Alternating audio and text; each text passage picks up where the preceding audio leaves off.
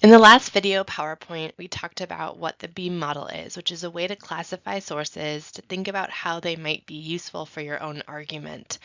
I gave you some examples of what those sources might look like, but now I'm going to walk through how you might use BEAM looking at an academic paper and the sections that you'll find in them. So just as a recap, in BEAM, you're always thinking about how can I use the information that I read or hear or watch as a writer. And I might use it as background information to establish facts. I might use it as an exhibit source, which I am interpreting or analyzing. I might use it as an argument, which I am affirming or disputing or refining. Or I might use it as a method, which provides me a critical lens or a framework for which I'm talking about my information. So in this example, my topic is going to be investigating the impact of reading habits on library collections. So just like we talked about earlier in research questions, I'm looking at the relationship in terms of impact of two variables. I'm looking at how reading habits impact library collections. So because I'm doing research, I've found and I've read a bunch of sources, and I've focused my thesis to look specifically on how the decreased attention spans of readers impacts libraries' print book collections. So I focused on what kinds of collections, print book collections. I'm still looking at the impact, and I'm looking at the decreased attention span of readers, which is my specific reading habits. So I'm going to write an introduction. That's where you set the stage for the reader. So I need to think about what do they need to know about my topic? Do they need any of my sources that contain general information or statistics where I can introduce them into what I'm going to be talking about? So I could use these sources for background information in my introduction. One is a website, Pew Internet and American Life Project, which contains a lot of statistics. Same as University of California Libraries, they have an ebook usage survey. So they offer those statistics that I could use as exhibit or background information, and they also have overviews of my topic, which are specifically background information. So I'd include those in my introduction.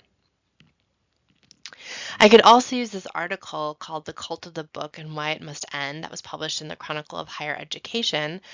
So I could use this source for background information in my introduction because it provides an overview of the book and ebook industry and about reading habits. I'll also use it later on in my paper because it provides a really good argument that I could defend or use to defend my own argument.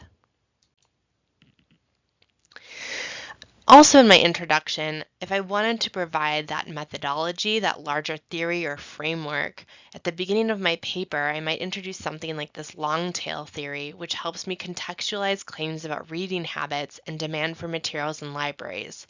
The long tail is basically talking about how online you can purchase one of something. You don't have to be like a store where you have to determine what's going to be the most popular thing. And so that demand for books has changed with the internet. So if I've introduced all those different things, I've given some background information from statistic websites, I've given some background information from an article, I might also introduce the long tail theory from a particular book. I'm moving on to the body of my paper. And in the body of my paper, I'm going to be using arguments and insights from other credible authors. So I'm going to look at all the sources I've found and maybe have used in my annotated bibliography and think, do any of these sources discuss variables or themes related to my topic, and how do they fit in with other sources? So if you think of kind of a diagram, you want to find sources that are going to relate or talk to each other and put those closest together in your paper so that your reader is not jumping around from one source to another source. So in the body of my paper, I'm going to use this peer review source because it has research on my topic and provides insights that add to my own understanding. This is called Reading Revolutions, Online Digital Text and Implications for Reading in Academia by Barry Cull. And I can use the research results that Cull found from the author as argument information in my paper. Additionally, even though I use the same source in my introduction, I can use the author's claim as well in argument information in the body of my paper. So he introduces the topic, which I can use in my own introduction, but then I can also bring him back in the body of my paper to talk about why he supports what I'm arguing. These authors add insight to my topic, looking at how user demand can drive library collections. I can use their claim as argument information, but it also mentions a specific library. So they're talking about the University College Dublin. So I can use it as exhibit information and say, well, in this particular instance, this is what happened. And I can interpret that to say what it might mean about library collections as a whole based on people's reading habits. So in writing the body of my paper, it's also helpful to include exhibits and not just argument sources to help the reader understand what you're talking about. So do any of your sources provide examples or exhibits you can use? Do you have any news stories or primary sources that give you facts, events, or specific items that demonstrate your argument? If so, those are going to be exhibit sources. So there's a particular source from Slate that gives me 2 exhibits, the Sneed Bookshelf Company and the New York Public Library.